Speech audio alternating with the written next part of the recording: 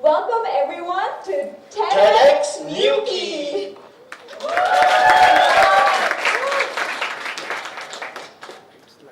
This event is a culmination of all the wonderful stories that the people of MUWCI have been saying for quite some time. And now they have a global platform to share them to you all with. These four speakers today have been chosen because of the moving nature of their stories. Indeed. So, without further ado, from the land of lakes and volcanoes, Nicaragua, we present to you Luis.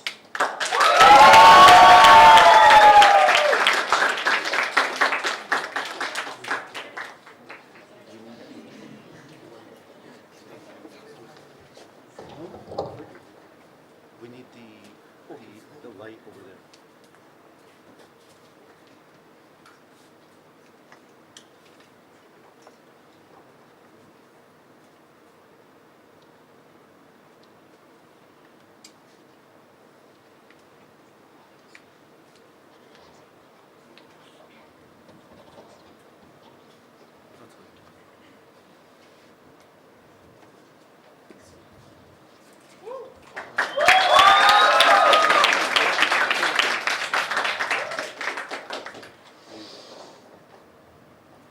The smell of butter when the stone oven opened signaled the start of a new day.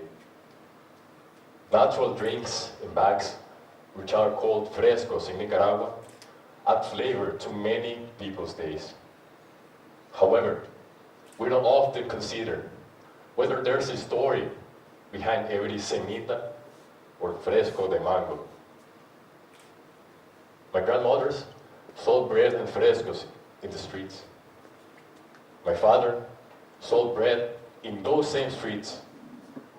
My mother saw a new perspective in them. And today, a grandson tells their story. I still walk through the same street they once walked on, but the destination has changed because of them. Not so long ago, my parents told me that my maternal grandmother, Marta, was sold when she was 3 years old. Her parents did not even have the resources to provide her with a life and needed to give her a better life. Her biological grandmother would claim her afterwards. However, she was sold again due to the prevailing need and subsequently reclaimed again. She had to learn how to make tortillas to help with her grandmother's work. And she began working as a vendor of natural frescos in the streets of Chinandega. She always wanted to go to school. However, her grandmother did not allow her to receive an education. Every day, she admired the girls in the uniforms with their hair done, with backpacks full of books, whom she watched pass through the streets with the deep helplessness of not being able to access that opportunity. My paternal grandmother, Sarah, spent her entire childhood under child exploitation. After the death of her mother, when she was a child, she was left in the care of her grandmother. She forced her to wash corn in the cold and lonely dawn and to sell tortillas under the scorching sun of Chinandega. She walked long distances with a basket of tortillas in her head, with fear, heat, and hunger. And forced by this hunger, she often ate the products she was selling without her grandmother's knowledge.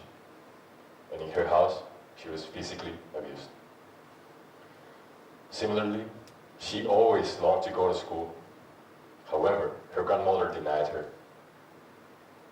I am the youngest of the family, and I want to ask myself and you this question.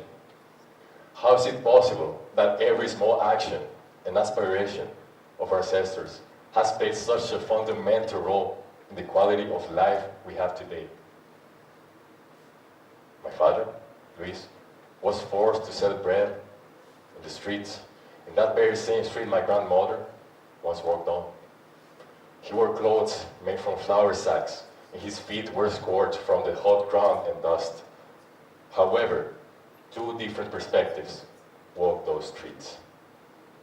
My father needed to contribute to the family economy and to the education of his siblings, while studying at the same time. And in this sense, bread transcended from an element of survival to one that was bringing a perspective of change. My mother, Yolanda, at the age of 17, made the decision to walk from Nicaragua to Mexico and irregularly cross the United States border. She crossed deserts, ran the risk of falling into human trafficking networks, and swam the Rio Grande without knowing how to swim. At the border, she was detained for months. I completed my primary and secondary schools in Nicaragua, and now I find myself close to finishing my high school studies at an international school, giving this talk, sharing the voices of those who have transformed me. 15,000 kilometers from where my family once struggled. What do all these people have in common?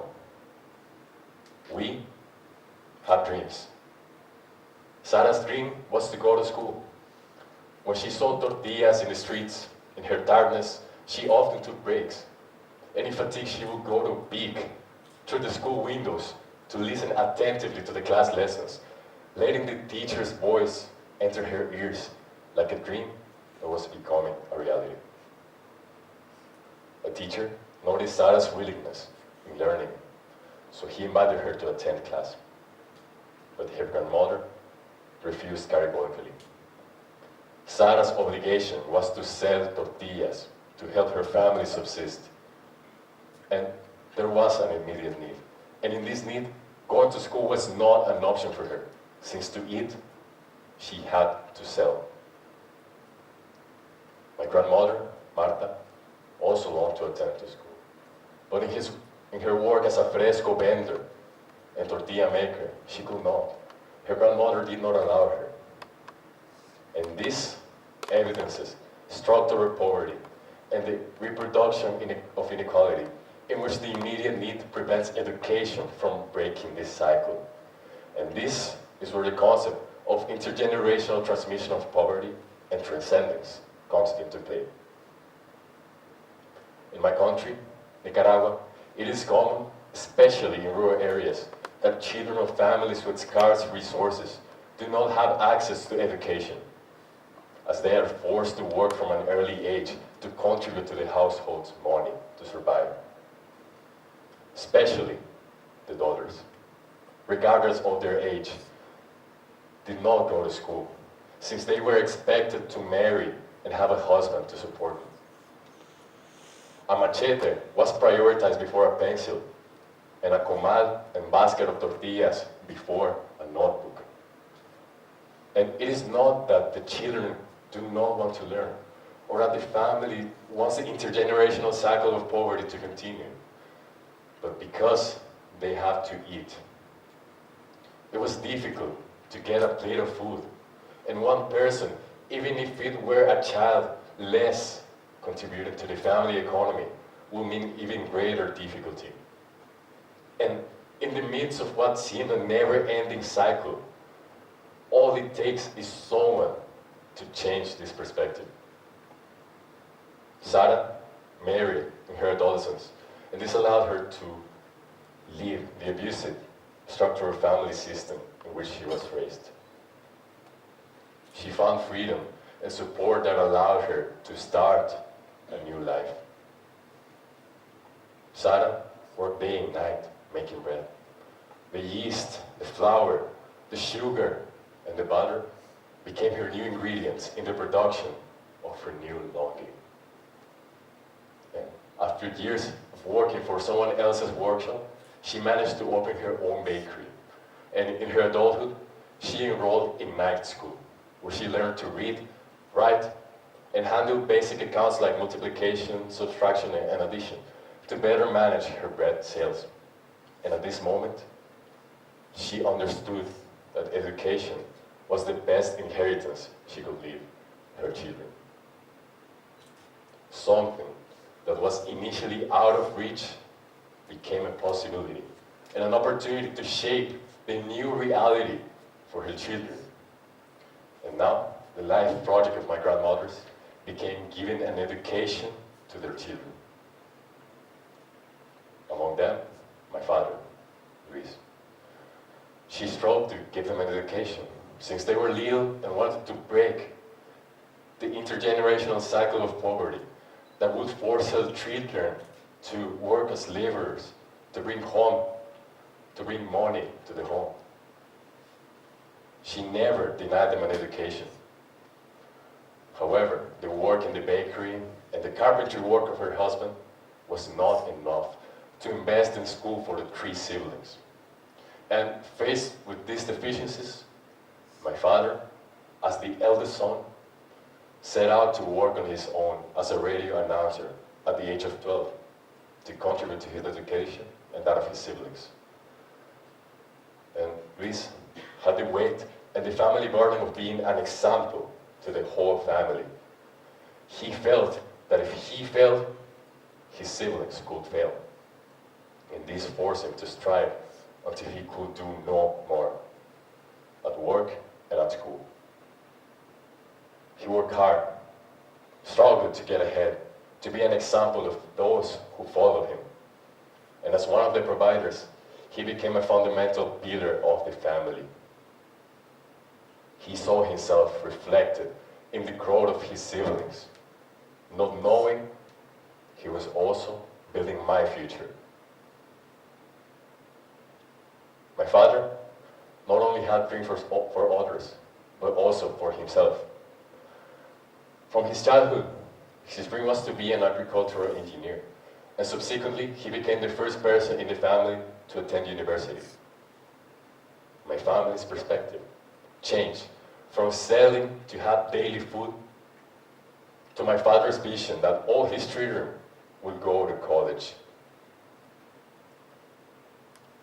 On the other side, my mother, Yolanda, in her adolescence, ventured to reach the United States. She almost died crossing the border. And reaching that country had an initial purpose, to look for her father, who had migrated first. And when she arrived, she encountered the sad news that he had passed away. But she decided to start a new life in that new country. She learned English and got a job. But being undocumented, she was forced to leave the country. Her perspective of change was found in that unfamiliar land. And her transcendence was not limited by where she came from. And new doors of opportunities began to open in her life. When she returned to Nicaragua, she finished her secondary school in her adulthood. My grandmother, Marta, managed to bring her descendants forward by selling frescos in times of war and need. The frescos of mango, jicaro, calala, cacao functioned as an economic engine for the whole family. The frescos had the water that made my family flow. And even though she did not have a formal education, she knew the importance of it for her children. Now, education is the door to opportunities. Although, education by itself does not correct inequalities, as education is born from power, and more so in my grandmother's period of time. It was very limited for society. However, sometimes, all it takes is one person who challenges the circumstances to start a new future and break inequality chains. So, what corrects inequalities? Education is the instrument that allows great things to be achieved. But when a well is dug on the ground, the shovel by itself will do nothing. However, what you do with the shovel matters. Education gives us the opportunity to build ourselves as agents of change. It is not that my grandparents ignored the importance of education. What they lacked was the knowledge of its benefits, since no person around them had been transformed by books and pencils, and they lived in a system that forced them to survive, which prevented them from thinking in the long term. The investment of an education sounded like madness in this context, where winning daily bread and living day by day was paramount. Are dreams enough for change? No. Change is always possible when dreams are carried into action. My grandmothers making bread and frescos opened the path for me be here giving this talk. Each loaf of bread that came out of the oven, each fruit converted into fresco, in each dream that my family had, take a new meaning. Because they have allowed me to have access to all the opportunities that they were deprived of. My life has been made by all these life decisions. They brought change to an entire community. The cycle of intergenerational poverty was broken, not only because their efforts in the face of inequalities, in need, but because they made decisions that endure. How can I thank them for all their efforts? They do not have stone monuments. They're not in famous magazines or television. But they are my heroes. The fulfillment of their dreams is reflected in me. And the best way to thank them is to make the most of all the paths that remain to be traveled and all the doors that remain to be opened. And never to forget where I come from. What invisible strengths can you find in your grandparents, father, or mother? What invisible sacrifice laid the foundations so that you are what you are today? I invite you to look at the history of those who came before you and the transcendence they have had in your life. I invite you to recognize their struggles, decisions, longings, aspirations, and perspectives of change that have brought you toward where you are now. Let's take a moment to thank the protagonists and unsung heroes of these untold stories. When there's a perspective of change, there is hope to build our future. Now, the future will not be built by those who shaped our lives, but by those who continue them. Us. My life began more than 80 years ago in the streets of Chinandega, because my grandmothers transformed flour, sugar, and water into a new future. And my parents, through their life lessons, gave me what they once dreamed of. Every time I eat bread, or every time I refresh myself with a natural fresco, I remember my roots. And I'm proud to say that I'm made of bread, drinks, and dreams. Thank you.